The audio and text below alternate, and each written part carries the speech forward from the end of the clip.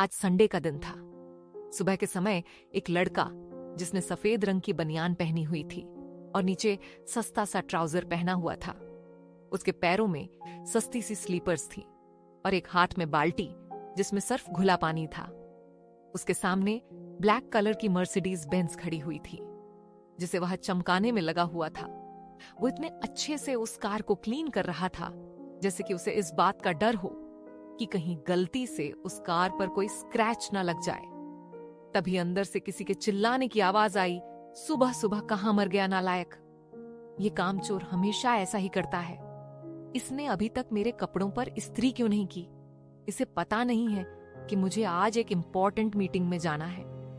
पर वो लड़का तो अपनी मस्ती में ही मस्त था, उसे कहां कुछ सुनाई दे रहा था। उन लोगों ने पूरा घर छान मारा। तभी किसी की भारी भरकम आवाज आई, तुम क्यों उस बेचारे के पीछे लगे रहते हो? तुम्हें पता नहीं है आज संडे है, वो जरूर मेरी गाड़ी को चमकाने में लगा होगा। ये थे उस फैमिली के हेड मिस्टर भार्गव अग्रवाल और उनके 2 बेटे थे, एक विजय और दूसरा शशिकांत। दोनों बेटे एक ही जगह पर रहते थे पर उनका मेंशन अलग अलग था और इन दोनों के माता पिता कहीं भी रह सकते थे, उन्हें कोई रोक टोक नहीं थी। पर भार्गव अग्रवाल ने एक फैसला ऐसा लिया था जिसकी वजह से उनके परिवार वाले ही उनसे नाराज रहने लगे थे और वो फैसला था नैना की शादी एक लो क्लास लड़के से करना जो उनकी नजरों में एक निकम्मे नालायक कामचोर के अलावा कुछ भी नहीं था। विजय नैना के पिता थे। वो चिल्लाते हुए बाहर चले गए थे।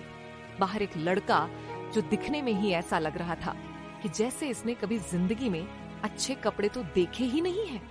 उस लड़के को देखकर विजय का गुस्सा हमेशा 7वें आसमान पर चला जाता था। विजय ने चिल्लाते हुए कहा, निकम्मे आदमी काम से छुपने के लिए बाहर टाइम पास कर रहा है, तुझे पता नहीं है मुझे आज मीटिंग में जाना है। वो लड़का जल्दी से सिर झुकाते हुए विजय के पास आया और बड़े धीरे से बोला, बताइए पापा जी क्या काम है? विजय अग्रवाल ने कहा, नालायक, मेरे पास बिल्कुल भी टाइम नहीं है, जल्दी से मेरे कपड़ों पर इस्त्री कर दें। और मैंने तुमसे कितनी बार बोला है अपने जुबान से मुझे पापा जी मत कहा करो, पर तुम हो कि सुधरने का नाम ही नहीं लेते हो। पता नहीं वह कौन सी मनहूस घड़ी थी जब तुम हमारी लाइफ में आए थे। और एक शशिकांत का दामाद है, पता है उसने अपने ससुर को कल ही ऑडी कार गिफ्ट की है। अभी तो उसकी शादी भी नहीं हुई है और अभी से ही देखो वह अपने ससुराल वालों का कितना ध्यान रखता है। तभी विजय अग्रवाल ने कहा कि कल शशिकांत की बेटी तान्या की रिंग सेरेमनी है। इस बार कोई ढंग के कपड़े पहनकर आ जाना, और तुम्हारे पास तो पैसे होंगे ही नहीं कपड़े लेने के लिए। खर्चे की वैसे ही टेंशन कम है क्या? जो एक सदस्य और बढ़ गया वो भी निकम्मा नाकारा, जिससे कुछ एक्सपेक्ट भी नहीं किया जा सकता। मुझे तो हर समय यही डर लगा रहता है कि किसी दिन समाज में तुम्हारी वजह से हमारी इंसल्ट न हो जाए। अब कल के प्रोग्राम में भी लोग यही पूछेंगे कि तुम्हारा दामाद करता क्या है। हे भगवान, मैं तो इस लाइफ से तंग आ गया हूं। अब किस किस को इस बारे में क्या जवाब दूं, मुझे तो समझ ही नहीं आता। ये पिताजी ने पता नहीं कहां फंसा दिया। इस लड़के ने पता नहीं उन पर कौन सा जादू कर दिया है। पर वो लड़का तो वहीं पर सिर झुकाए खड़ा था। तभी विजय अग्रवाल ने चिल्लाते हुए कहा, नालायक, अब क्या नजरों से ही जमीन फाड़ने का इरादा है तुझे? अभी तो बताया था कि मैं लेट हो रहा हूँ, चल अब मेरे कपड़ों पर जल्दी से इस्त्री कर। और ऐसे ही बड़बड़ाते हुए विजय अग्रवाल अंदर चले गए।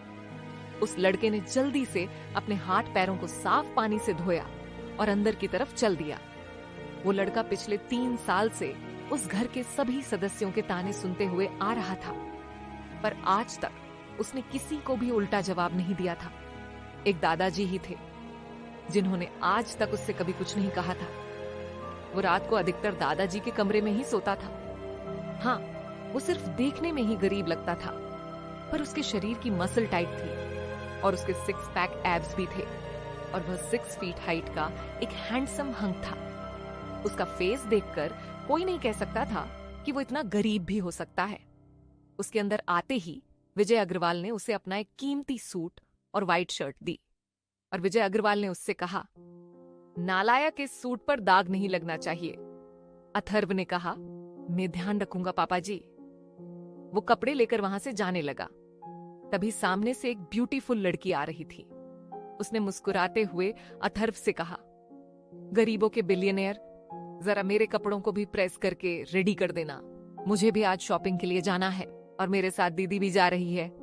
उनके कपड़े तो तुम ही डिसाइड करते हो, तो उनका तुम ही देख लेना। ये लड़की नैना की छोटी बहन शनाया थी, जो कॉलेज में 2nd ईयर पास आउट हुई थी। उसके काफी अच्छे ग्रेड आए थे। वो ऐसे ही टोंट अथर्व को मारा करती थी। इससे ज्यादा वो कुछ नहीं कहती थी, पर उसे भी अथर्व पसंद नहीं था, क्योंकि वो नहीं चाहती थी कि उसके किसी भी फ्रेंड को उसके फटीचर जीजू के बारे में पता चले। उस घर का एक छोटा लाडला भी था, जो अभी 1st ईयर में ही आया है। उसे अथर्व बहुत पसंद था। वो उसकी मसल्स और बॉडी का फैन था। वो सुबह जल्दी उठकर अपने जीजू के साथ एक्सरसाइज भी किया करता था, और पिछले 3 साल तक उसके साथ रहने की वजह से ही आज तक वो समझदार था। उसमें कोई भी गलत संगत नहीं थी। उसने भी अथर्व के साथ में रहकर अपनी बॉडी को फिट किया था। उसे भी युग को देखकर अच्छा लगता था। कोई तो है जिसके साथ वह अपनी इतनी अच्छी सुबह बिता सकता था। सबसे डेंजर दादी सरोज देवी थी, जिसके बोल ही ऐसे होते थे जैसे कि किसी ने उस पर तीर चला दिया हो। वो तो गुस्सा आने पर दादाजी को भी नहीं छोड़ती थी। वह हमेशा दादाजी को यही ताना मारा करती थी कि तुमने मेरी फूल सी पोती की जिंदगी खराब कर दी है।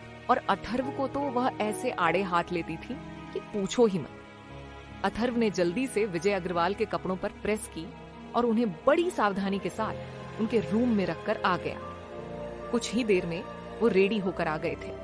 उसके बाद अथर्व ने शनाया और अपनी वाइफ के कपड़े रेडी किए, जिसका नाम नैना था, और उसके कपड़ों को उसके रूम में रखने के लिए चला गया। जैसे ही वो अंदर साइड टेबल पर कपड़े रखकर जाने ही वाला था कि तभी वॉशरूम का डोर ओपन हुआ और अपने शरीर पर व्हाइट टॉवल लपेटे हुए एक ब्यूटीफुल लड़की अपने रूम में आगे की तरफ बढ़ी। तभी उसकी नजर अथर्व पर पड़ी, जिससे वह अपनी जगह पर ही फ्रीज हो गई थी। उसकी बॉडी एकदम गोरी थी। उसके शरीर पर पानी की बूंदें ऐसे चमक रही थीं, जैसे कि मोती रोशनी में चमकते हैं। वह हमेशा अपनी वाइफ की ब्यूटी को देखकर शॉक रह जाता था, और आज भी उसका हाल कुछ ऐसा ही था। उसके दिल की धड़कन बढ़ गई थी। उसे समझ नहीं आ रहा था कि उसे क्या करना चाहिए। नैना कुछ सेकंड बाद अपने होश में आई और अपने आप से ही बोली, नैना तू भी पागल है। एक बार देख तो लेती कि कमरे में कोई है भी कि नहीं।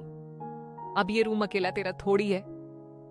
तभी नैना ने हिम्मत करते हुए थोड़ा गुस्से में अथर्व से कहा, ऐसे घूर घूर कर क्या देख रहे हो? क्या इससे पहले तुमने कोई लड़की नहीं देखी? नैना की आवाज सुनकर अथर्व होश में आया और अपनी आंखों को दोनों हाथों से ढककर जल्दी से वहां से भाग गया। उसे ऐसे भागते देखकर नैना जोर जोर से हंसने लगी। सबसे बड़ी हैरानी की बात यह थी कि आज तक नैना ने कभी भी इस शादी को लेकर कोई बात नहीं की, और न ही उसने आज तक ये कहा कि मुझे यह शादी मंजूर है या नहीं। बस वह इस बारे में कोई बात ही नहीं करना चाहती थी। पता नहीं उसके दिमाग में क्या चल रहा था। नैना को हंसते देख शनाया ने आते हुए उससे कहा, दीदी आपको क्या हुआ? आज तो आप काफी जोर जोर से हंस रहे हो। अरे शनाया, कुछ नहीं, हमारे घर में है तो सही। एक बेवकूफ उसकी हरकतें देखकर बस थोड़ी हंसी आ गई थी। शनाया ने नैना से कहा, दीदी आप उस मिडिल क्लास को तलाक क्यों नहीं दे देती? वो तो इतना गरीब है कि उसे तो मैं मिडिल क्लास भी नहीं कह सकती। नैना ने उसकी बात का कोई जवाब नहीं दिया। तभी सनाया ने कहा, दीदी आप कभी भी उसके बारे में बात क्यों नहीं करते हो? आपने आज तक यह भी नहीं बताया कि वह आपको पसंद है या नहीं। पता नहीं आप पिछले 3 साल से कैसे उसके साथ रह रही हो, मुझे तो समझ ही नहीं आता। पर नैना ने अब भी उसके बारे में कुछ नहीं कहा था। जब सनाया ज्यादा ही जिद करने लगी तो नैना ने उससे कहा, तुम्हें इतना परेशान होने की जरूरत नहीं है। कुछ चीजें ऐसी होती हैं जिनको हमें वक्त के भरोसे ही छोड़ देना चाहिए। क्या जब मेरी शादी हो रही थी तुम में से किसी ने इस बारे में कुछ बोला था नहीं ना? तो फिर अब तुम सबको इतनी परेशानी क्यों होती है? पर तब तो तुम इस बात से ही डर गए थे कि कहीं दादाजी सच में पूरी फैमिली को घर से बाहर ना निकाल दे, और इस वजह से तुम सभी चुप रहे। और अब उल्टा तुम ये कहते हो कि आप कुछ बोलती क्यों नहीं हो? यही वजह है कि मैं इस बारे में किसी से कोई बात नहीं करना चाहती, क्योंकि तुम में से कोई भी इस काबिल नहीं है जो मुझसे इस बारे में बात कर सके। तभी वहां पर आती हुई मनीषा ने, जो कि उन दोनों की मां थी, उन्होंने कहा, बेटा तुम तो इस बात पर बेवजह गुस्सा कर रही हो। उस टाइम तो मैं दादाजी के गुस्से के बारे में पता था ना। अगर उस समय हम बेघर हो जाते तो तुम ही बताओ, इस समय हम सड़कों पर जिंदगी गुजार रहे होते। अपनी मां की बात सुनकर नैना ने मुस्कुराते हुए कहा, तो तुम लोगों को ये समझ नहीं आता कि उस लड़के और तुम सब में कोई फर्क नहीं है? क्योंकि अगर मैं उस समय शादी नहीं करती तो तुम भी आज उस लड़के की तरह सड़कों पर गरीबी में जिंदगी गुजार रहे होते। मुझे तो यही समझ में नहीं आता कि जब आप लोगों की ही कंडीशन ऐसी है तो फिर आप सभी उस लड़के को इतना सुनाते क्यों रहते हो? बेटा आज तक तो तुमने उसके बारे में कुछ नहीं बोला, फिर आज उसकी इतनी तरफदारी क्यों कर रही हो?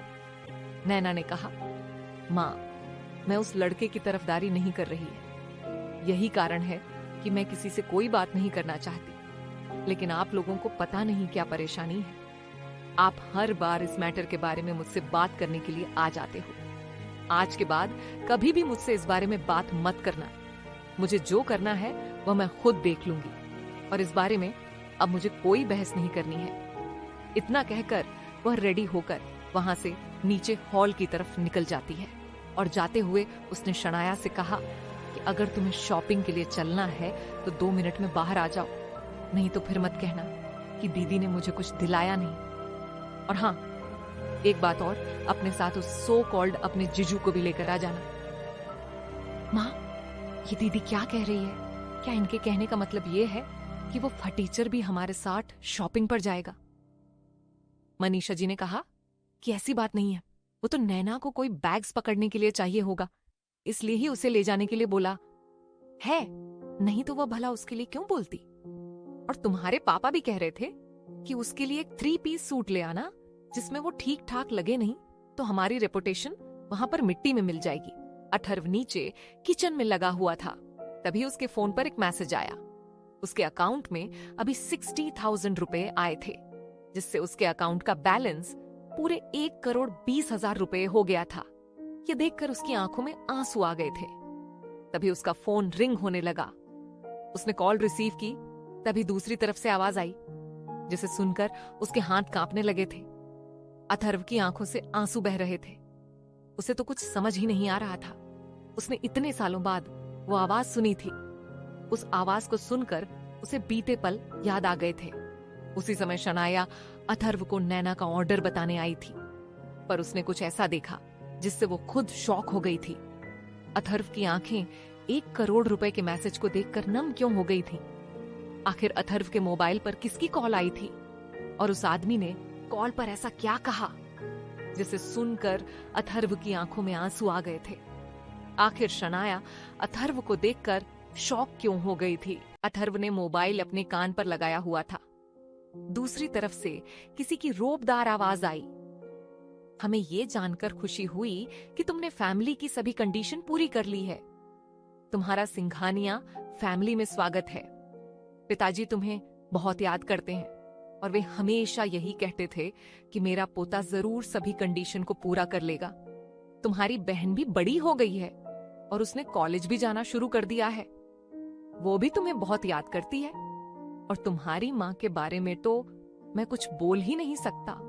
उसकी हालत तो तुम समझ नहीं सकते हो। तो अब तुम घर कब आ रहे हो? अथर्व की आंखों में आंसू थे। उसने हकलाते हुए एक ही शब्द बोला, पापा। उसके बाद उसके मुंह से कोई आवाज ही नहीं निकली। दूसरी तरफ से आवाज आई, बेटा अब तो तुम्हें खुश होना चाहिए कि तुमने हमारी फैमिली के इस कठिन परीक्षा को अपनी मेहनत से पास कर लिया है। जल्दी ही तुमसे मुलाकात होगी। मैनेजर राजवीर तुम्हें कॉल पर आगे के बारे में सब कुछ डिटेल में बता देंगे। आज से तुम पर से सारी लिमिटेशंस हटा दी जाती है। पर अथर्व के मुंह से तो कोई शब्द ही नहीं निकला था। ठीक है बेटा, मिलकर बात करते हैं। मुझे पता है इस समय तुम कुछ भी कहने की सिचुएशन में नहीं हो। मैं भी इस समय से गुजर चुका हूँ। उसके बाद कॉल डिस्कनेक्ट हो गई थी।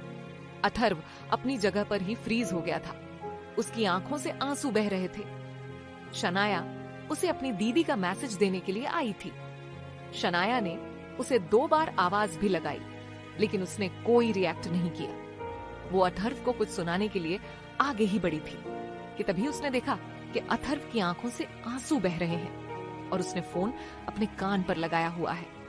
ये देखकर वह शॉक रह गई थी, क्योंकि आज तक 3 सालों में कभी भी उसने अथर्व को रोते हुए नहीं देखा था। वो तो यही सोच रही थी कि आज इसे क्या हुआ, आज से पहले तो ये कभी भी ऐसे नहीं रोए। शनाया अथर्व को पसंद नहीं करती थी, लेकिन पता नहीं फिर भी उसे क्यों उसके लिए बुरा फील हो रहा था। शनाया ने उसके पास जाकर बड़े प्यार से कहा कि तुम्हें क्या हुआ। एकदम से शनाया की आवाज सुनकर अथर्व होश में आया और उसके हाथ से हड़बड़ी में फोन छूट गया। उसने अटकते हुए शनाया से कहा कि क्या तुम्हें कोई काम है। शनाया ने कहा कि अगर मुझे कोई काम होगा तो ही मैं तुम्हें बोल सकती हूँ क्या। दीदी ने कहा है कि वो शॉपिंग पर जा रही है और उन्होंने तुम्हें भी आने के लिए कहा है।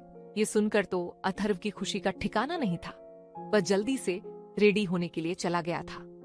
उसने वार्डरोब से एक जीन्स की पैंट निकाली और एक टी शर्ट पहनकर वो 5 मिनट में ही रेडी होकर बाहर की तरफ जाने लगा।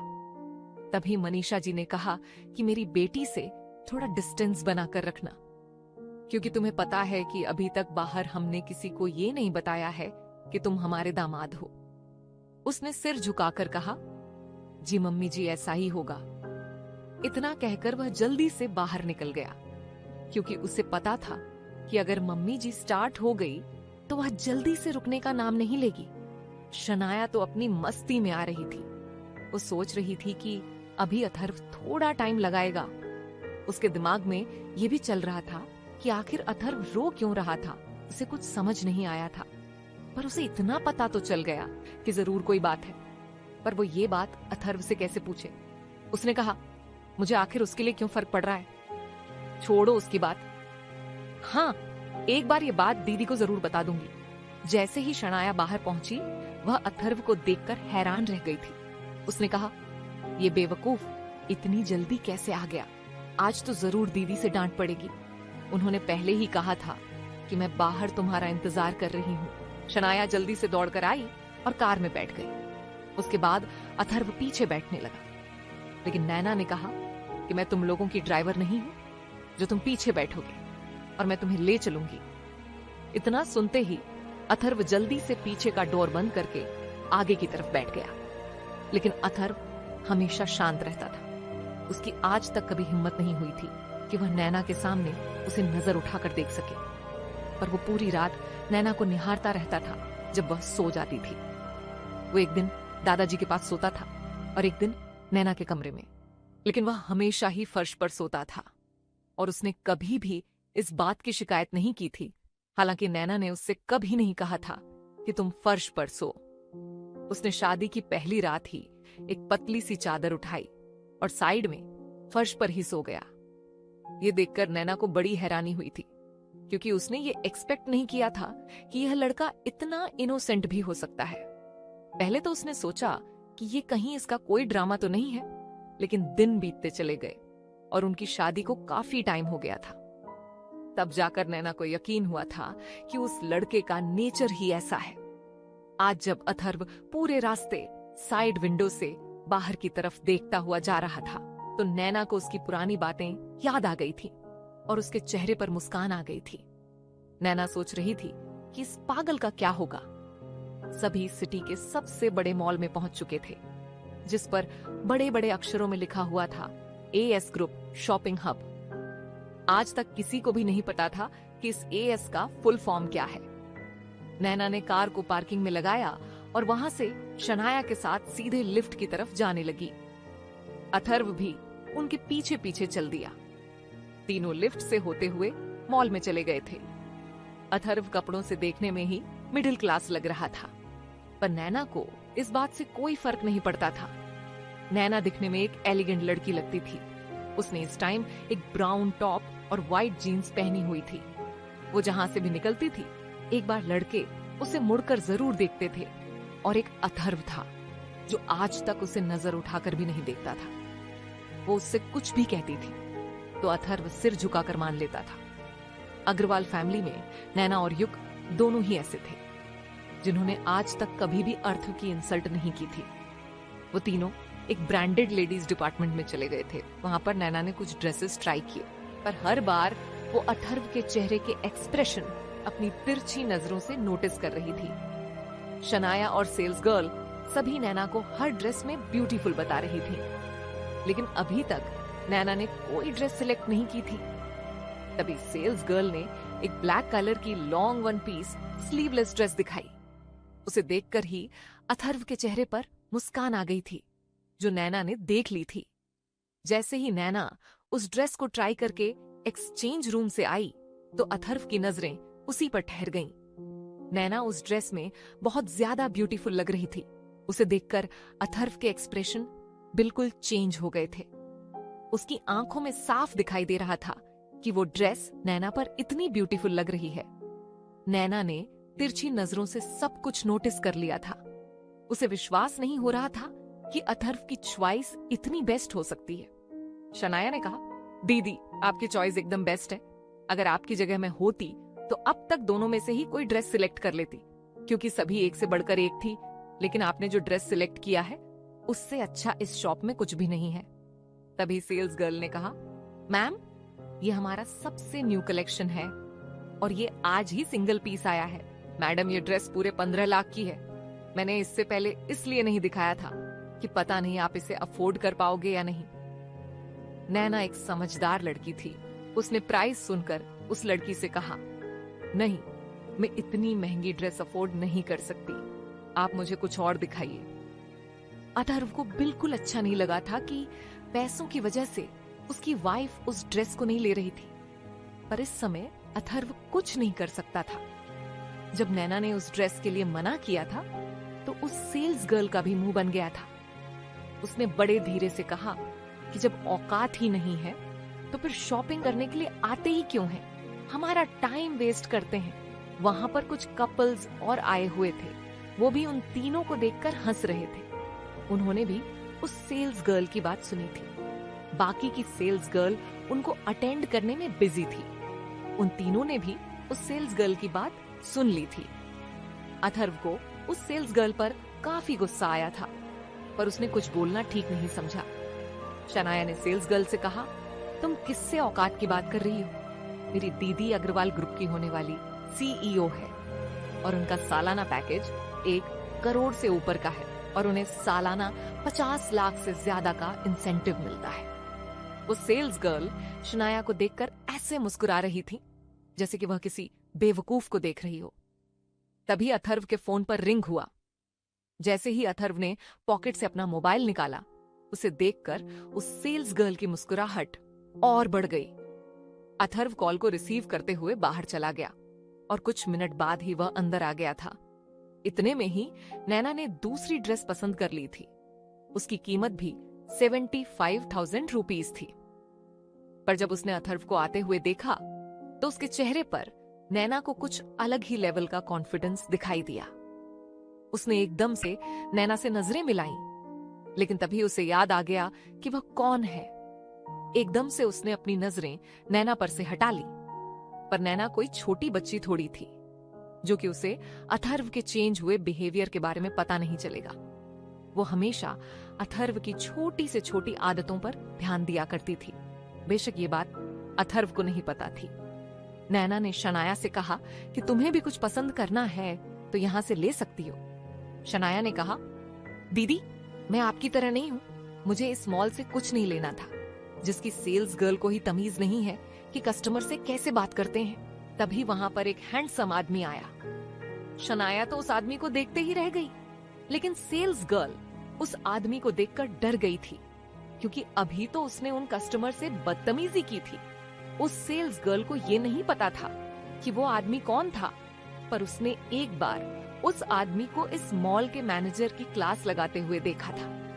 वो तो उस आदमी को इस मॉल का ऑनर समझती थी। उसने आते हुए अथर्व को देखकर नजरें झुकाई, जिससे साफ पता लग रहा था कि वो अथर्व को ग्रीट कर रहा था। पर यह बात नैना ने नोटिस कर ली थी। उसने ये सोचकर इस बात को इग्नोर कर दिया था कि शायद उसका कोई वहम होगा। उस आदमी ने वहां पर आकर कहा कि आज मैं सभी जगहों पर जाकर कस्टमर से ये जानना चाहता हूँ कि आप सभी को हमारे मॉल की तरफ से कोई परेशानी तो नहीं हो रही है और आप सभी इस मॉल की सर्विस के लिए कितनी रेटिंग्स देना पसंद करेंगे। अगर आपको किसी भी तरह की प्रॉब्लम फेस करनी पड़ रही है तो आप सभी मुझे बता सकते हैं। ये सुनकर तो वह सेल्स गर्ल और ज्यादा डर गई थी और बाकी सेल्स गर्ल की भी हालत खराब हो गई थी। और शनाया को तो यही मौका चाहिए था। उसने उस हैंडसम आदमी से कहा कि सर, अगर आप इस मॉल के ओनर हैं तो मैं आपको बता दूं कि आपके मॉल के वर्कर्स बहुत ही ज्यादा बदतमीज हैं। इनको कस्टमर के साथ बिहेव करना नहीं आता है। इन लोगों को कस्टमर की इंसल्ट करने और उन पर हंसने में कुछ ज्यादा ही मजा आता है। वे आदमी और कोई नहीं बल्कि मैनेजर राजवीर था। उसने कहा, मिस में आपकी बात नहीं समझा। शनाया ने कहा कि यहाँ के वर्कर कहते हैं कि हम लोगों की औकात नहीं है यहाँ से शॉपिंग करने की। अगर हम अपना बजट देकर चलते हैं तो क्या इसका मतलब यह है कि हमारी औकात नहीं है? मिस्टर राजवीर ने कहा, सॉरी, आपको इस मॉल में इतनी प्रॉब्लम्स का सामना करना पड़ा। तभी वहां पर एक लड़की ने आते हुए कहा कि उस सेल्स गर्ल ने गलत ही क्या कहा। अगर किसी की औकात नहीं है यहाँ से कपड़े खरीदने की तो बेवजह इन सेल्स गर्ल को परेशान क्यों करना? वो लड़की नैना की खूबसूरती को देखकर जलन से भर गई थी और यही कारण था कि वह उसकी इंसल्ट करना चाहती थी। आखिर इस मैटर को राजवीर कैसे सॉल्व करेगा? और वह लड़की कौन थी जो वहां पर नैना की इंसल्ट करने के लिए आई थी? क्या अथर्व लड़की से नैना की इंसल्ट होने से रोक पाएगा? राजवीर सोच रहा था कि अभी ये लेडी क्यों बीच में आ गई। उसने बड़े रोबदार तरीके से कहा, मिस, आपकी तारीफ, क्या यहाँ के स्टाफ से आपको भी कोई परेशानी है? वो लड़की कुछ ज्यादा ही फैशनेबल थी। उसने काफी शॉर्ट कपड़े पहने हुए थे। उस लड़की का नाम रुचि खन्ना था। उसने कहा, यहाँ का स्टाफ काफी अच्छा है और उन्होंने आज तक मुझे परेशान नहीं किया है।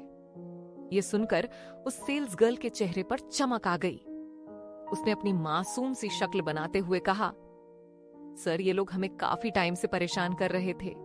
उनको यहाँ से लेना तो कुछ था नहीं और हमारी न्यू एडिशन ड्रेस को भी ट्राई कर लिया। मैंने इन्हें बताया था कि वह काफी महंगी है, फिर भी इन्होंने जबरदस्ती उस ड्रेस को ट्राई किया और जब लेने की बात आई तो इन्होंने मना कर दिया। मिस्टर राजवीर ने उस लड़की से कहा, मैंने तुमसे कोई सफाई मांगी? यह सुनकर सेल्स गर्ल चुप हो गई। मिस्टर राजवीर ने रुचि खन्ना से कहा, मैम, अगर आपको सेल्स गर्ल से कोई परेशानी नहीं है तो आप अपनी शॉपिंग पर ध्यान दे सकती हैं। आपको किसी दूसरे के मैटर में बोलने का कोई हक नहीं है। ये बात सुनकर तो रुचि खन्ना और ज्यादा गुस्से में आ गई थी।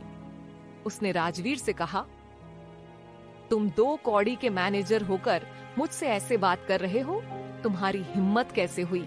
इतना कहकर उस लड़की ने राजवीर पर हाथ उठाया ही था कि तभी 2 पर्सनल गार्ड जल्दी से आ गए और उस लड़की को पकड़ लिया।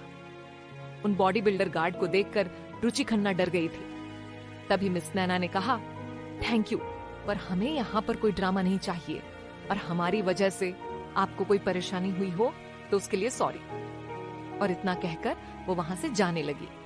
लेकिन तभी राजवीर ने कहा, मैडम, सॉरी तो मुझे आपसे कहना चाहिए क्योंकि मेरे बदतमीज वर्करों की वजह से आपको इतनी प्रॉब्लम हुई। तभी राजवीर ने उस सेल्स गर्ल से कहा, तुम्हारे मैनेजर कहां पर है?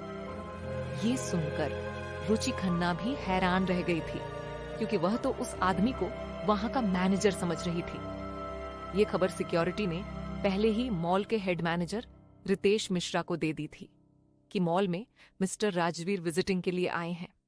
रितेश मिश्रा जल्दी से वहां पर आया। उसकी सांस फूली हुई थी। उसे देखकर पता लग रहा था कि वह काफी दूर से दौड़ता हुआ आ रहा है। उसने जल्दी से अपने माथे का पसीना रूमाल से पोंछते हुए कहा, राजवीर, सर, आप यहाँ पर आपने बताया नहीं कि आप विजिटिंग के लिए आ रहे हैं। राजवीर ने कहा, क्या मुझे कहीं भी आने से पहले तुम्हें बताकर आना पड़ेगा? रुचि खन्ना चिल्लाते हुए राजवीर से बोली, तुम मुझे जानते नहीं हो। उसके साथ आए लड़के ने कहा, आखिर तुम हो कौन? तुम जानते भी हो? तुमने किससे उलझने की कोशिश की है? मैं बजाज फैमिली से हूं। तुम्हारा ये मॉल मैं 1 मिनट में बंद करवा सकता हूं। राजवीर ने अपने आदमियों को कुछ इशारा किया। बॉडीगार्ड ने उन दोनों को मॉल से बाहर निकाल दिया। इतनी इंसल्ट आज तक उनकी कभी नहीं हुई थी। रुचि खन्ना की आंखों में आंसू आ गए थे। उसने गुस्से में किसी को कॉल लगाई और सारी घटना के बारे में बता दिया जो उसके और आर्यन के साथ हुई थी। दूसरी तरफ से आवाज आई, बेटा तुम चिंता मत करो, तुम मुझे उस आदमी का नाम बता सकते हो। आर्यन भी फोन से आती हुई आवाज को सुन रहा था। उसी समय आर्यन ने रुचि के हाथ से मोबाइल लेकर कहा, अंकल, उसका नाम राजवीर है। ये नाम सुनकर एक बार के लिए मिस्टर खन्ना का दिमाग सुन्न हो गया। उसने कहा कि कौन सा मॉल बताया तुमने? आर्यन ने कहा, ये कोई एएस ग्रुप का शॉपिंग मॉल है। ये सुनकर मिस्टर खन्ना की हालत खराब हो गई थी। उसने अपना पसीना पोंछते हुए आर्यन से कहा, बेटा मैं वहीं पर आ रहा हूं और मैं मिस्टर बजाज को भी इस बारे में बता दूंगा। और याद रखना, तुम्हें हमारे आने से पहले कुछ भी नहीं करना है। आर्यन बजाज को यह समझ में नहीं आया कि उन्होंने ऐसा क्यों कहा कि तुम्हें कुछ भी करने की जरूरत नहीं है, लेकिन तभी उसके चेहरे पर मुस्कुराहट आ गई। उसने सोचा कि कर्ण अंकल ये सोचकर डर गए होंगे कि मैं इस मॉल में कोई तोड़ फोड़ ना कर दूं। राजवीर की बात सुनकर सेल्स गर्ल ने कहा, सर, मैडम अभी किसी पर्सनल काम से बाहर गई हैं, वो अभी आती होंगी। ये सुनकर राजवीर का गुस्सा और ज्यादा बढ़ गया था। राजवीर ने कहा, आज से तुम्हें और तुम्हारी मैडम को यहां पर आने की कोई जरूरत नहीं है। तुम सभी को तुम्हारा रेसिग्नेशन लेटर मिल जाएगा। ये सुनकर मिश्रा काफी डर गया था। उसने सोचा कि उसकी नौकरी भी गई। तभी राजवीर ने कहा, मिश्रा, इन सब का हिसाब क्लियर करके इन्हें यहां से निकालो। और याद रहे, आगे से सभी सेल्स वर्कर की प्रॉपर ट्रेनिंग होनी चाहिए। आगे से मुझे यह गलती दोबारा दिखाई दी तो तुम जानते हो तुम्हारे साथ क्या होगा। उसने उस सेल्स गर्ल से वो ड्रेस मंगवाई जिसके लिए उसने नैना को इतना सुनाया था। नैना ने कहा, सर, मुझे सेल्स गर्ल से कोई परेशानी नहीं है। तभी वो सेल्स गर्ल रोते हुए उस ड्रेस को लेकर आ गई थी। राजवीर ने नैना से कहा, मिस, आप सभी से मैं इस मॉल की तरफ से माफी मांगता हूं और आगे से आपके साथ कभी भी ऐसा नहीं होगा। राजवीर ने वो ड्रेस मिस नैना को देते हुए कहा, मिस, ये हमारी तरफ से आपके लिए। मिस नैना ने कहा, सर, मैं ये ड्रेस नहीं ले सकती। मिस्टर, राजवीर ने कहा, मिस, ये सरप्राइज गिफ्ट आज का विनिंग प्राइज था। इस ड्रेस के लिए हमारे सभी मॉल्स में ये अनाउंस किया गया था कि जो भी इस ड्रेस को सबसे पहले ट्राई करेगा उसे ये ड्रेस गिफ्ट में दी जाएगी। और आज आपने सबसे पहले ये ड्रेस ट्राई की है। ये सुनकर शनाया तो काफी खुश हो गई थी, लेकिन नैना ने कहा, सर, मुझे पता है ये आप अपॉलॉजी के लिए मुझे देना चाहते हैं और इसलिए मैं ये एक्सेप्ट नहीं कर सकती। तभी मिस्टर राजवीर ने अपने फोन से उस ड्रेस की एक प्रोफाइल निकालकर दिखाई जिसमें साफ साफ लिखा हुआ था सरप्राइज विनिंग गिफ्ट, और उस पर वही ड्रेस छपी हुई थी, पर उसके साथ एक जेंट सूट भी था जो उसी के मैचिंग का था। उसकी कीमत 35 लाख रुपया थी।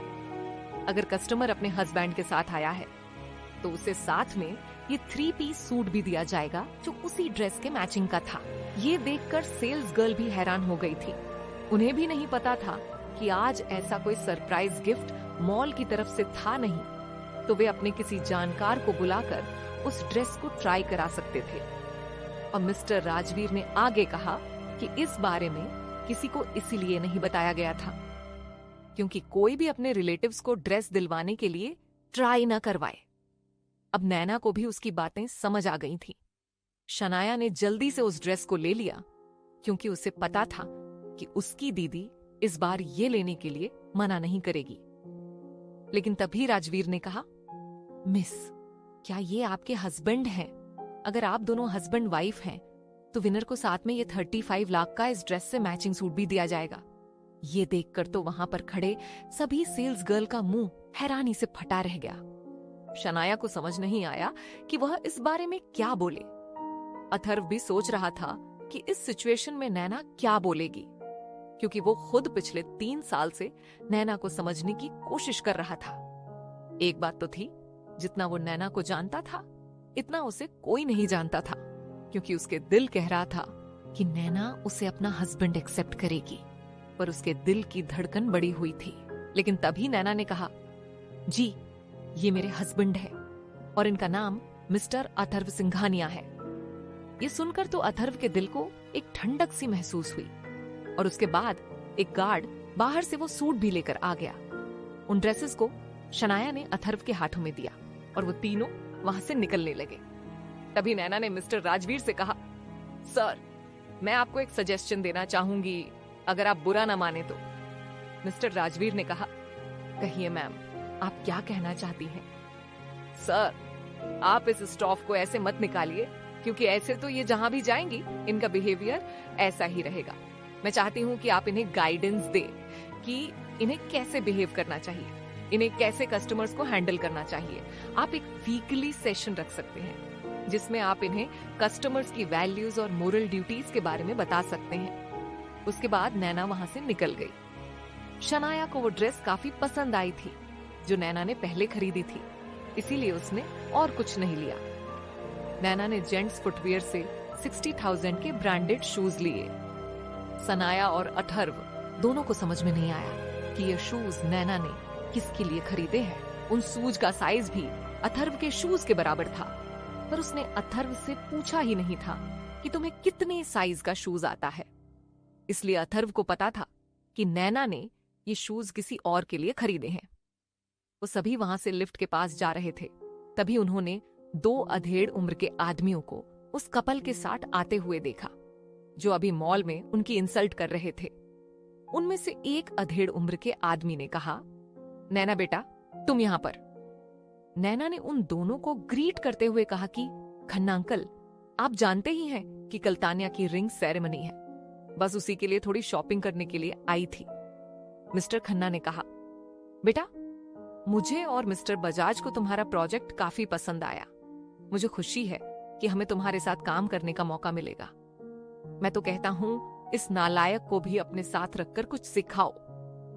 रुचि तो हैरान थी कि उसके पापा इस मिडिल क्लास लड़की को इतने अच्छे से जानते हैं। उसने हड़बड़ाते हुए कहा, पापा ये कौन है? आर्यन भी वहां पर चुप खड़ा हुआ था। मिस्टर खन्ना ने कहा, बेवकूफ लड़की, अभी जो तुमने किया है, पता नहीं उसकी तुम्हें माफी मिलेगी या नहीं। मुझे पता है कि तुम्हारी ये हरकतें कभी नहीं सुधरेंगी। और एक इस लड़की को देखो, जानती हो बिजनेस वर्ल्ड में इसका कितना नाम है। सभी बड़ी कंपनियां इसे अपनी कंपनी में आने के लिए करोड़ों का ऑफर दे रही हैं, लेकिन ये फिर भी अपनी फैमिली की कंपनी में ही खुश है, जबकि वहां पर इसे सिर्फ नॉर्मल पैकेज ही दिया गया है जो कि 1 से 1.5 करोड़ के आसपास का है। उसने पहले ही उन दोनों का फेस उतरा हुआ देख लिया था, पर वो सोच रही थी कि इनकी इतनी ज्यादा इंसल्ट हुई है, इसीलिए इन दोनों का फेस उतरा हुआ है। पर उसे अब समझ में आया था कि उन दोनों को मिस्टर खन्ना ने डांट लगाई है। नैना ने कहा, अंकल जी, आप मेरी कुछ ज्यादा ही तारीफ कर रहे हैं, और अभी तो इनकी कॉलेज में मस्ती करने की उम्र है। वक्त आने पर ये खुद ही समझदार हो जाएंगे। आप इन्हें ऐसे मत डांटिए। अब तो रुचि बिल्कुल चुप हो गई थी, क्योंकि उसने नैना की इतनी बेइज्जती की थी, और ये बात अगर उसके पापा को पता चली तो आज तो वो उसे जान से ही मार देंगे। वो पहले ही इस बात से काफी गुस्सा है कि उन्होंने मिस्टर राजवीर को नाराज कर दिया था। उन्हें राजवीर के बारे में अपने पापा से पता चला था। मिस्टर खन्ना ने कहा, नैना बेटा, ये तुम्हारे साथ कौन है? नैना ने मुस्कुराते हुए कहा, अंकल जी, ये मेरी छोटी सिस्टर है शनाया, और ये मेरे हस्बैंड मिस्टर अथर्व सिंघानिया है। ये सुनकर तो मिस्टर खन्ना अपनी जगह पर ही शॉक रह गए, क्योंकि कल होने वाले फंक्शन में वो तो नैना का हाथ अपने बड़े बेटे के लिए मांगने वाले थे, और अब उन्हें पता चल रहा था कि वो पहले से ही मैरिड है। एक बार के लिए तो उनके मुंह से कोई शब्द ही नहीं निकला। फिर हिचकते हुए उन्होंने कहा, आप दोनों से मिलकर हमें अच्छा लगा, पर उन्हें समझ में नहीं आ रहा था कि ये लड़का कौन सी बड़ी फैमिली से था। दूसरी तरफ अथर्व और शनाया दोनों ही नैना के वर्ड्स सुनकर शॉक्ड थे। उन्होंने ये एक्सपेक्ट नहीं किया था कि नैना अपने रिलेशन को ऐसे किसी के सामने जाहिर करेगी। जब तो वे दोनों सोच रहे थे कि चलो सरप्राइज गिफ्ट के लिए नैना ने उसे अपना हस्बैंड बताया था, लेकिन अब तो उनकी हैरानी का ठिकाना ही नहीं था। अथर्व को वहां पर देखकर मिस्टर राजवीर भी वहां पर आ गए। उन्होंने कहा, मिस्टर अथर्व, आप अभी तक गए नहीं उसके वहां आने का रीजन रुचि खन्ना थी, क्योंकि उसने दूर से ही रुचि खन्ना को वहां पर देख लिया था। अथर्व ने कहा, हम बस जा ही रहे थे। तभी मिस्टर राजवीर ने कहा, ये लड़की फिर से आपको परेशान तो नहीं कर रही है? ये सुनकर मिस्टर खन्ना को एक और बड़ा शॉक लगा। उसे समझने में देर नहीं लगी कि ये ही मिस्टर राजवीर है। मिस्टर खन्ना ने एक बार ये कंफर्म करने के लिए उनसे पूछा, आप ही मिस्टर राजवीर हैं? मिस्टर राजवीर ने कहा, जी हाँ, बताइए, आपको कोई परेशानी है? उन दोनों ने तुरंत ही अपने बच्चों के लिए माफी मांगते हुए कहा कि इनसे गलती हो गई। आखिर मिस्टर राजवीर वहां पर कैसे आए थे? क्या उस ड्रेस को सच में ही सरप्राइज गिफ्ट के रूप में रखा गया था, या इसके पीछे भी कोई वजह थी? आखिर मिस्टर खन्ना को जब अथर्व के बारे में पता चलेगा कि वह एक मिडिल क्लास है, तो उसे कैसा लगेगा? क्या वो भी अथर्व की इंसल्ट करेंगे? ये अभी बच्चे हैं, इन्हें पता नहीं है कि बाहर कैसे बिहेवियर किया जाता है। पर मिस्टर राजवीर ने उन दोनों को इग्नोर करते हुए मिस नैना से कहा, मिस नैना, क्या ये लोग आपको परेशान कर रहे थे? तभी मिस नैना ने कहा, नहीं, ऐसी बात नहीं है, ये तो मुझे काफी अच्छे से जानते हैं और ये इस शहर के काफी जाने माने आदमी हैं। आपने खन्ना इंडस्ट्रीज के बारे में सुना होगा। मिस्टर राजवीर ने थोड़ा सा याद करते हुए कहा, हाँ, मैंने उनके बारे में थोड़ा बहुत तो सुना है। तो ये उसी के ऑनर है और ये काफी अच्छे आदमी है। जब नैना ने उनका इंट्रोडक्शन दिया, तब जाकर राजवीर ने उनको ग्रीट किया। वहां पर सभी को ये देखकर समझ नहीं आया कि मिस्टर राजवीर नैना की इतनी रेस्पेक्ट क्यों कर रहे हैं। मिस्टर बजाज ने कहा कि सर, हमारे बच्चे ना समझ है जो उन्होंने आपको परेशान किया। मिस्टर राजवीर ने उनसे मुस्कुराते हुए कहा कि आपके बच्चों की नासमझी किसी दिन उनको बड़ी मुसीबत में डाल सकती है। मिस्टर खन्ना ने कहा, सर, आगे से हम इस बात का खास ध्यान रखेंगे। इस बार आप उनको माफ कर दीजिए। मिस्टर राजवीर ने कहा कि उन्होंने मिस नैना को परेशान किया है, तो माफी आप उनसे मांगिए। अगर वो आपको माफ कर देती है तो समझो मैंने भी माफ कर दिया।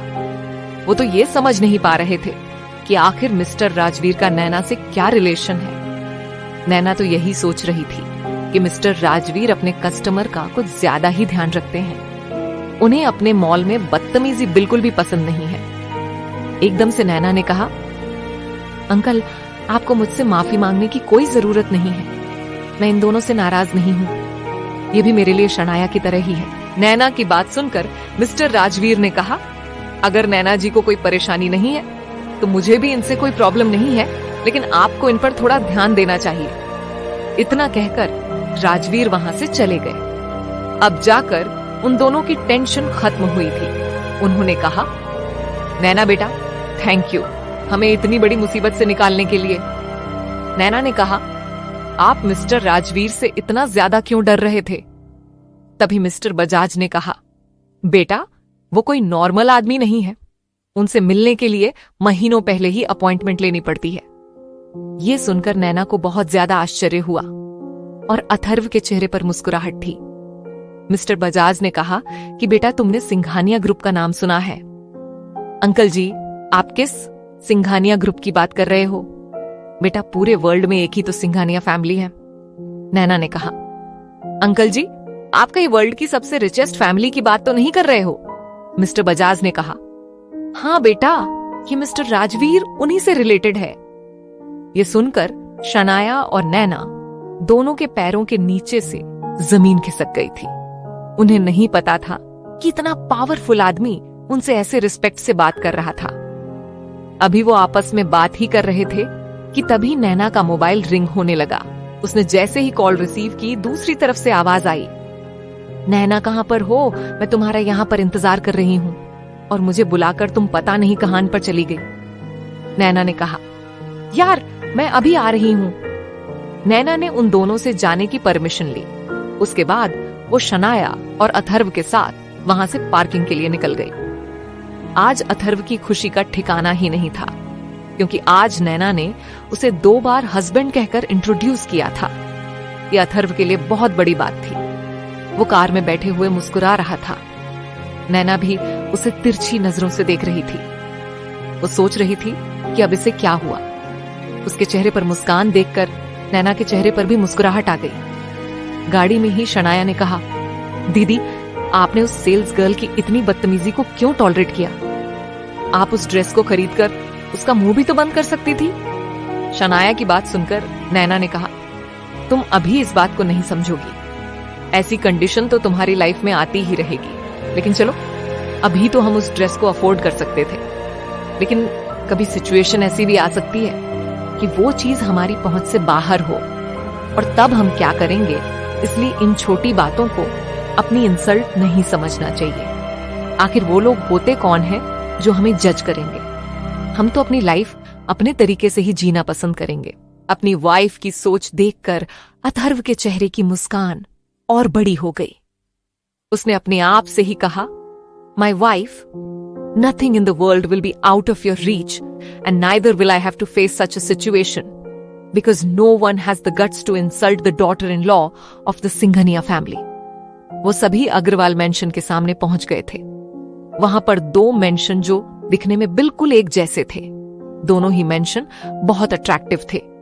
एक विजय अग्रवाल का मेंशन था और दूसरा शशिकांत का मेंशन था। एक मेंशन के सामने चमचमाती हुई ऑन्डी कार खड़ी थी, जो शशिकांत के दामाद ने उसे गिफ्ट की थी।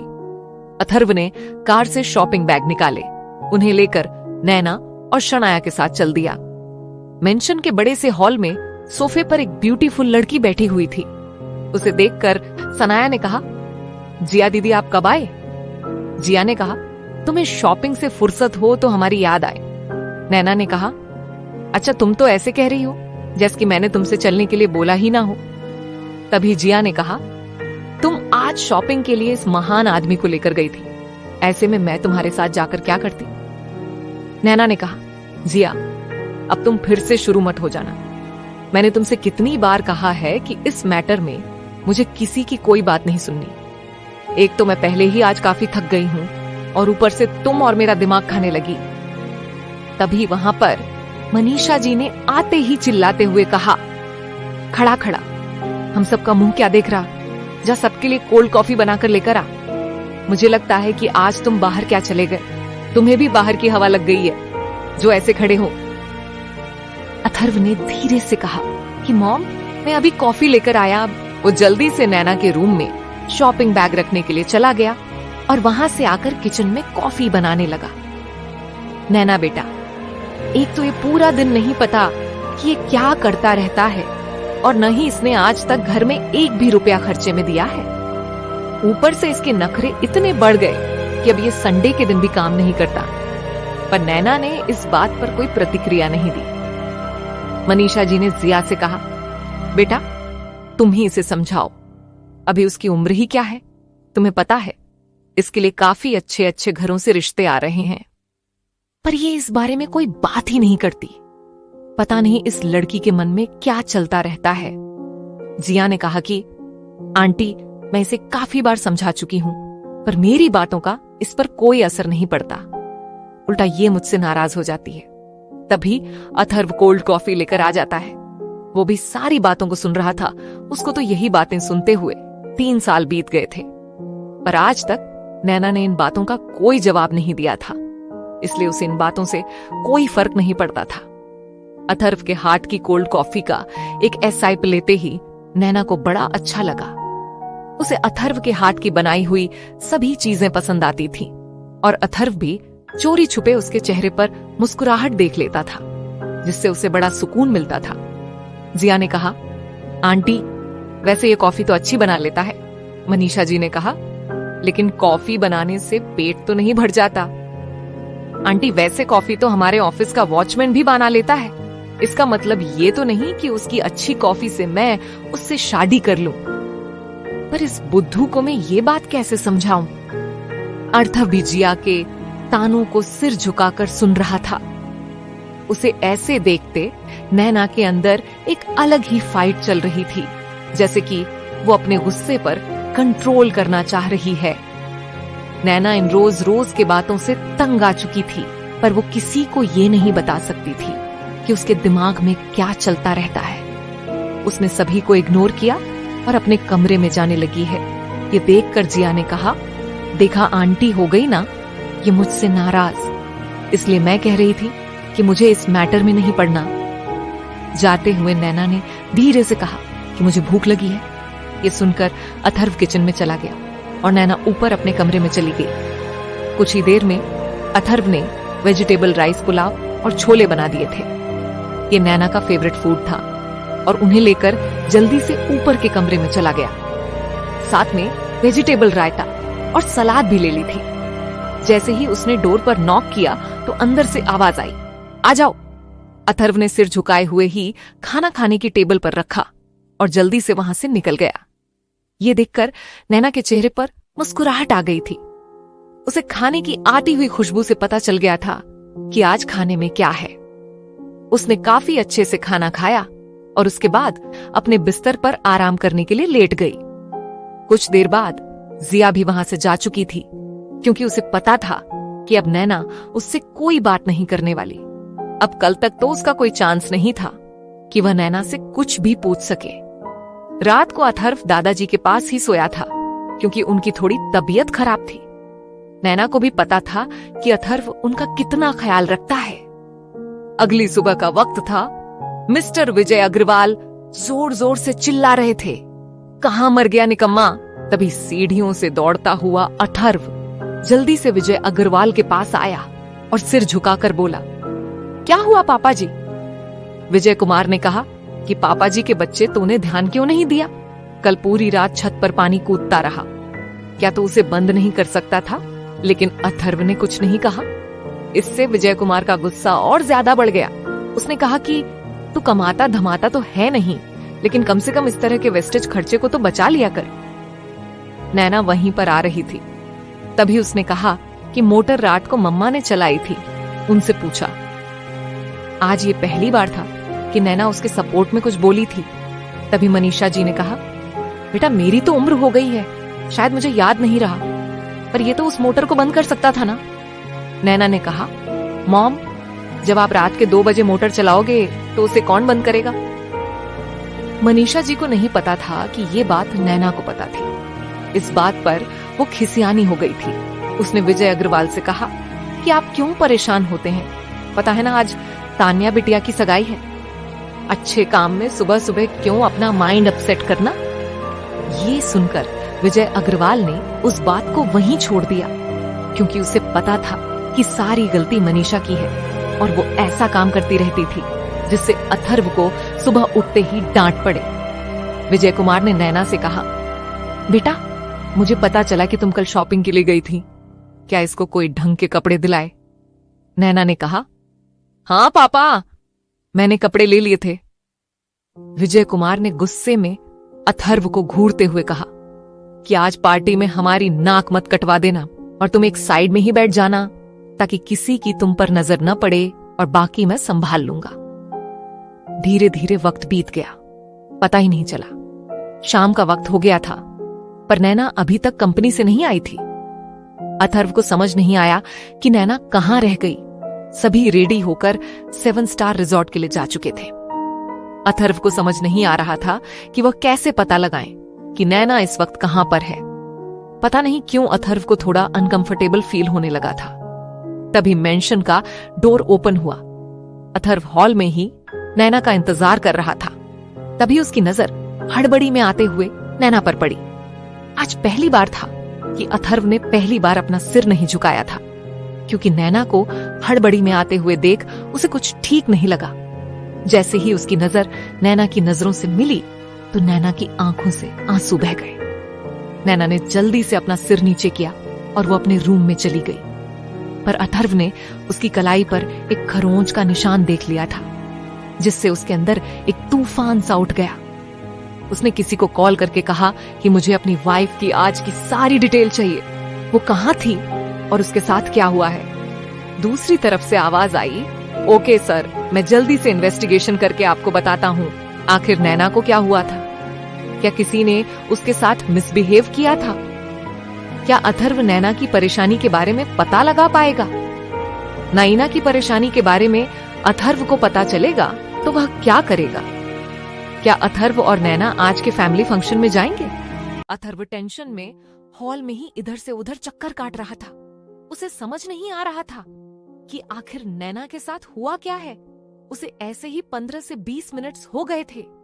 तभी उसे अपने पास से आवाज आई, मैं बाहर इंतजार कर रही हूं। अथर्व नैना की आवाज सुनकर एकदम से चौंक गया था। वो जैसे ही पीछे मुड़ा तो नैना वहां से मेन डोर की तरफ जा रही थी। नैना ने वही ड्रेस पहनी हुई थी जो वे मॉल से लेकर आए थे। अथर्व भी जल्दी से ऊपर जाकर 10 मिनट में रेडी होकर आ गया था। नैना अपनी कार में बैठी हुई थी।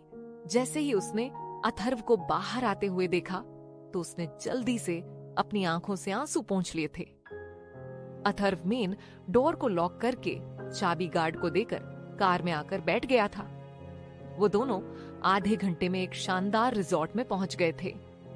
उन्होंने फंक्शन वाले एरिया में जाने के लिए इनविटेशन कार्ड दिखाया।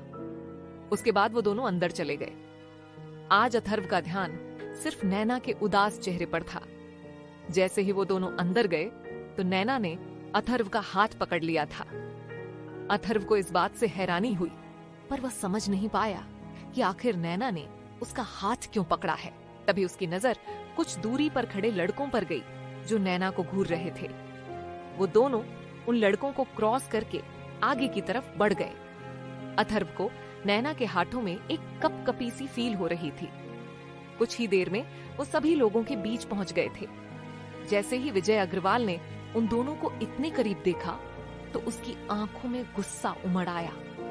विजय अग्रवाल का गुस्सा इस बात पर नहीं आ रहा था कि उन दोनों ने एक दूसरे के हाथ पकड़ रखे थे, बल्कि उसे इस बात पर गुस्सा आ रहा था कि अगर लोगों ने पूछा कि तुम्हारा दामाद करता क्या है तो वह क्या जवाब देगा। विजय अग्रवाल उसके पास जाने ही वाले थे कि तभी अथर्व का फोन रिंग हुआ। अथर्व ने नैना को इशारे से फोन दिखाया और वहां से थोड़ी दूर जाकर कॉल रिसीव की। दूसरी तरफ से राजवीर की आवाज आई, सर, मैंने मैडम के बारे में सारी डिटेल पता लगा लिया। पूरे दिन तो वह अग्रवाल ग्रुप के ऑफिस में ही थी, लेकिन जैसे ही वो 3 बजे वहां से निकली, उनके पास उनके चाचा जी शशिकांत जी का फोन आया था। उसके बाद नैना मैम सीधे कंपनी के सामने वाले रिजॉर्ट में चली गई थी। वहां पर 2 लड़के थे जो मिस नैना का इंतजार कर रहे थे। उन्होंने वहां पर प्राइवेट रूम बुक किया हुआ था, लेकिन सर, नैना मैम ने थोड़ा दिमाग से काम लिया। उन्होंने वहीं रिजॉर्ट के फूड सेक्शन में बैठकर उस क्लाइंट का इंतजार किया। सर, उनमें से एक लड़का सिन्हा फैमिली का बेटा था और वो मिस नैना की बहन के होने वाले हस्बैंड विवेक बजाज के फ्रेंड हैं। जब उन्हें पता चला कि नैना जी रिजॉर्ट के फूड डिपार्टमेंट में इंतजार कर रही है तो उन्हें काफी गुस्सा आया और वो अपने दोस्त के साथ वहीं पर आ गया। उसने अपने गुस्से पर कंट्रोल करते हुए नैना जी से कुछ बातें की, पर नैना जी उनकी बातों से कुछ अनकंफर्टेबल होने लगी थी, जो कि क्लोज सर्किट टेलीविजन फुटेज में साफ दिखाई दे रहा था। जैसे ही नैना मैम उठकर वहां से जाने लगी तो उस लड़के ने मिस नैना का हाथ पकड़ लिया और उसे खींचकर प्राइवेट रूम की तरफ ले जाने लगा। वहां पर उसके पर्सनल गार्ड भी थे, इसलिए किसी ने कोई बीच बचाव नहीं किया।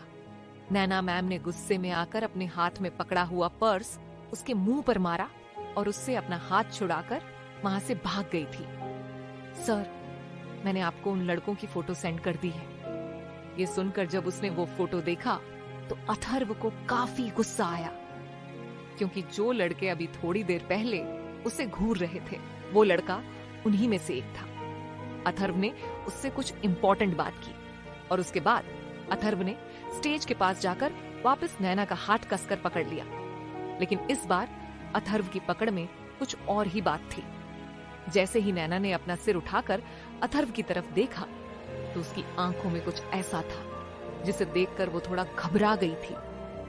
आज अथर्व के चेहरे पर नैना को वो मासूमियत दिखाई नहीं दे रही थी जो वह पिछले 3 सालों से देखते हुए आई थी, लेकिन उसके चेहरे पर ऐसा कॉन्फिडेंस था जैसे कि वह कह रहा हो कि मैं तुम्हारे साथ हूं। पता नहीं नैना को क्यों इस समय उसके साथ काफी सेफ फील हो रहा था। अथर्व ने कुछ देर तो रिंग सेरेमनी होने का इंतजार किया। वो अपनी नजरों से शशिकांत को भी घूर रहा था। सभी रिंग सेरेमनी को एंजॉय कर रहे थे, लेकिन नैना और अथर्व ही वहां पर ऐसे थे जिनके चेहरे पर कोई खुशी दिखाई नहीं दे रही थी। सभी लोग जो वहां पर आए हुए थे वो उन दोनों को नोटिस कर रहे थे और लड़कियां तो अथर्व को घूरे ही जा रही थीं, क्योंकि वो ब्लैक कलर के पार्टी वेयर सूट में कुछ ज्यादा ही हैंडसम लग रहा था। इतने में ही वहां पर युग भी आ गया था। उसने अथर्व से कहा, जीजू क्या बात है, आज तो आपने बड़े से बड़े सेलिब्रिटी को भी फेल कर दिया। जीजू मुझे तो आज पहली बार पता चला कि आप इतने ज्यादा हैंडसम हैं। जीजू आपको पता है सभी लड़कियां आपको ही घूरे जा रही हैं। उसकी बातों को सुनकर अथर्व हल्का सा मुस्कुरा दिया। ये अथर्व की फेक स्माइल थी। युग ने कहा, जीजू और दीदी लोग कुछ भी कहे पर आप दोनों की जोड़ी बेस्ट है। शनाया और जिया दोनों नैना की तरफ आ रही थी। उन दोनों की आंखें भी अथर्व को देखकर फटी की फटी रह गई थी। जिया ने शनाया के कानों में कहा, शनाया मैं कोई सपना तो नहीं देख रही हूं क्या? ये निकम्मा आदमी सच में इतना हैंडसम है? शनाया ने कहा, अरे दीदी मैं खुद इसे इतना हैंडसम पहली बार देख रही हूं। आज तक तो ये उन्हीं पुराने कपड़ों में रहता था, इसलिए मेरी नजर कभी इसके चेहरे पर अच्छे से गई ही नहीं। जिया ने कहा, देखो तो सही लड़कियां कैसे इसे घूर घूर कर देख रही हैं। आज तो इसने नैना का भी नंबर काट दिया। कुछ भी कहो, ये दोनों इस वक्त परफेक्ट कपल लग रहे हैं, पर ये बातें तुम इसके सामने मत करना, नहीं तो ये और ज्यादा सिर पर चढ़ जाएगा। तभी शनाया ने वहां पहुंचते ही कहा, दीदी आप तो बहुत ज्यादा ब्यूटीफुल लग रही हो। नैना ने भी उसकी बात को सुनकर एक फेक स्माइल दे दी थी। जिनकी रिंग सेरेमनी थी उनसे ज्यादा सुंदर तो अथर्व और नैना की जोड़ी लग रही थी। मनीषा भी अथर्व को गुस्से में घूर रही थी। कुछ ही देर में तान्या और विवेक ने एक दूसरे को डायमंड रिंग पहना दी थी। इस मौके पर वहां बम पटाखों की आवाज आने लगी थी। आसमान में रंग बिरंगी लाइटें देखी जा सकती थीं। वो फायर क्रैकर की लाइट्स देखने में काफी खूबसूरत लग रही थी। विवेक बजाज आर्यन बजाज का ही कजिन ब्रदर था। वहां पर खन्ना और मिस्टर बजाज दोनों आए हुए थे। आर्यन और रुचि दोनों ही उस पार्टी में साइलेंट थे। उन्होंने किसी से कोई खास बात नहीं की, क्योंकि कल की गलती के लिए ही उन्हें काफी डांट पड़ी थी। आर्यन की नजर भी नैना और अथर्व दोनों पर चली गई थी। वो उन दोनों को देखकर हैरान था। वो दोनों उस पार्टी में इस वजह से आए थे क्योंकि उनके कजन की रिंग सेरेमनी थी, नहीं तो वो दोनों कभी भी वहां पर नहीं आते, क्योंकि उन्हें पता था कि वहां पर उन्हें नैना का सामना करना पड़ेगा। रुचि खन्ना का बड़ा भाई बिजनेस में कुछ ज्यादा ही बिजी रहता था, इसलिए वो उस सेरेमनी पार्टी में नहीं आ पाया था। कुछ देर में ही रिंग सेरेमनी की सारी रस्में पूरी हो गई थी। उसके बाद शशिकांत ने सभी गेस्ट से खाना लेने का अनुरोध किया और सभी धीरे धीरे फूड स्टॉल्स की तरफ चले गए। शनाया और जिया दोनों ये देखकर हैरान थे कि आज अथर्व ने सभी के सामने नैना का हाथ पकड़ा हुआ था। कुछ ही देर में मिस्टर बजाज और मिस्टर खन्ना दोनों वहां पर आ गए थे। उन्होंने दोनों को देखकर कहा कि दोनों की जोड़ी काफी ब्यूटीफुल लग रही है, पर अभी तक उन्हें ये नहीं पता चला था कि आखिर ये लड़का किस फैमिली से है। इस बार मिस्टर खन्ना ने नैना से पूछ ही लिया कि बेटा तुम्हारे हस्बैंड कौन सी रिच फैमिली से है। नैना ने कहा, अंकल जी ये मिडिल क्लास है और मैंने ही इनसे शादी की थी। ये बात सुनकर उन दोनों का मुंह उतर गया था। जिस लड़की को वो इतना समझदार समझ रहे थे, वह ऐसी बेवकूफी कैसे कर सकती थी। पर उन दोनों ने इस फंक्शन में कुछ बोलना सही नहीं समझा। पर रुचि और आर्यन का ध्यान तो नैना की बातों पर ही था। रुचि ने कहा, डैड आप तो इस लड़की को कुछ ज्यादा ही समझदार बता रहे थे, लेकिन इसने तो एक गरीब लड़के से शादी की है। ये कैसी समझदारी हुई, मुझे तो इससे बड़ा बेवकूफ कोई और यहाँ पर दिखाई ही नहीं दे रहा। मॉल में तो ये ऐसे दिखा रही थी जैसे कि ये कितनी पावरफुल हो और इसका हस्बैंड कितना बड़ा आदमी हो। डैड मैं तो कहती हूँ ऐसी लो क्लास लड़की से आपको भी कोई मतलब नहीं रखना चाहिए।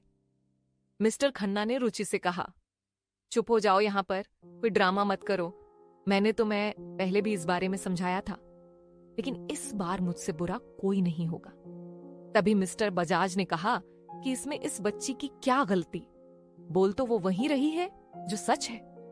तुम ही इस लड़की के बारे में कुछ ज्यादा ही बढ़ा चढ़ाकर कह रहे थे। मिस्टर बजाज की बात सुनकर मिस्टर खन्ना भी चुप हो गए, पर उन्हें अच्छा नहीं लग रहा था कि वे सभी नैना कि इंसल्ट कर रहे थे। नैना भी समझ गई थी कि इसमें मिस्टर खन्ना की कोई गलती नहीं है। एक तो अथर्व आज पहले ही इतने गुस्से में था, ऊपर से उन सभी का नैना की इंसल्ट करना। जब उन तीनों को ऐसे बोलते हुए कुछ देर हो गई थी तो अथर्व ने साइड में रखी एक लकड़ी की टेबल पर गुस्से में अपना मुक्का मारा, जिससे वह लकड़ी की मजबूत टेबल टुकड़ों में टूटकर बिखर गई थी। ये देखकर एक पल के लिए वहां पर खड़े सभी लोग डर गए थे। मिस्टर बजाज, रुचि और आर्यन तीनों एक पल के लिए डर से कांप गए थे। उनके मुंह से आवाज निकलनी ही बंद हो गई थी। शनाया, जिया, युग सभी ने अथर्व का ऐसा रूप पहली बार देखा था। नैना भी उसे देखकर शॉक हो गई थी। उन सभी को चुप देखकर अथर्व नैना को अपने साथ लेकर वहां से निकल गया। वो अब भी कुछ कदम ही चला था कि कुछ लड़कों ने आकर उसका रास्ता रोक लिया। उन सभी में से एक ने कहा कि हाय हैंडसम, तुम हमारी कबूतरी को कहां पर उड़ा कर ले जा रहे हो? ये लड़का वही था जिसकी फोटो राजवीर ने अथर्व को भेजी थी। उसे देखकर नैना कांपने लगी थी। बजाज और खन्ना वो चारों भी उनको देख रहे थे। मिस्टर बजाज ने कहा कि ये तो सिन्हा फैमिली का लड़का है, अब ये क्या करने की कोशिश कर रहा है? शायद उसने नैना के हस्बैंड का अभी वाला एक्शन मिस कर दिया था, जो ये भी उस नैना को परेशान करने के लिए आ गया।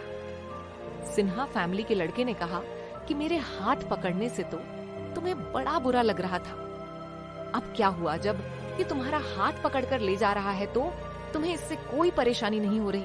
आखिर इसने तुम्हें कितने में खरीदा? ये सुनकर नैना की आंखों से आंसू बहने लगे थे। बस ये ही वो आंसू थे जिनको अथर्व बहते हुए नहीं देख सकता था। उसने नैना का हाथ छोड़ा और उन 7-8 लड़कों की तरफ बढ़ गया। तभी उनमें से एक लड़के ने कहा, जरा इसे तो देखो, ये अपने आप को साउथ का एक्शन हीरो समझ रहा है। आने दो, इससे भी तो पता चले कि इसने किससे पंगा लिया है। शनाया और जिया तो यही सोच रही थी कि आखिर ये अथर्व करने क्या वाला है। युग भी उन दोनों के पास खड़ा था। उसने कहा, दीदी, तुम ये सोच रही हो कि जीजू क्या करने वाले हैं? मैं तो ये सोच रहा हूं कि आज इन लोगों को जीजू के हाथों से कौन बचाएगा? तभी जिया ने कहा, तू तो ऐसे कह रहा है जैसे कि वो कोई मार्शल आर्टिस्ट हो। युग ने कहा, दीदी, तुम दोनों को पता है कि मैं उन्हें इतना ज्यादा पसंद क्यों करता हूं? अच्छा, जरा हमें भी तो बता, तू उनको इतना पसंद क्यों करता है? तू भी नैना की तरह उसके बारे में एक शब्द तक नहीं सुनता। आखिर उसने तुम दोनों को ऐसा कौन सा पाठ पढ़ा दिया जो कि तुम में से कोई भी उसके बारे में कुछ नहीं सुनता? जरा हमें भी तो पता चले कि आखिर तुम उसके बारे में कहना क्या चाहते हो। युग ने ऐसा क्यों कहा कि मैं उन्हें पसंद क्यों करता हूं? आखिर युग अथर्व के बारे में ऐसा क्या जानता है? क्या अथर्व का ऐसा कोई सीक्रेट है जो सिर्फ युग को ही पता है? क्या अथर्व की शादी के पीछे भी कोई सीक्रेट छुपा हुआ है? और अथर्व उस सिन्हा फैमिली के लड़के के साथ आखिर क्या करने वाला था? नैना को भी आज अथर्व के बारे में क्या पता चलने वाला था? आगे की कहानी जानने के लिए देखें अगला एपिसोड सिर्फ पॉकेट एफएम के YouTube चैनल पर। और सुपर रीच घर जमाई के सारे एपिसोड्स को सुनने के लिए डिस्क्रिप्शन में दी लिंक से डाउनलोड करें पॉकेट एफएम ऐप।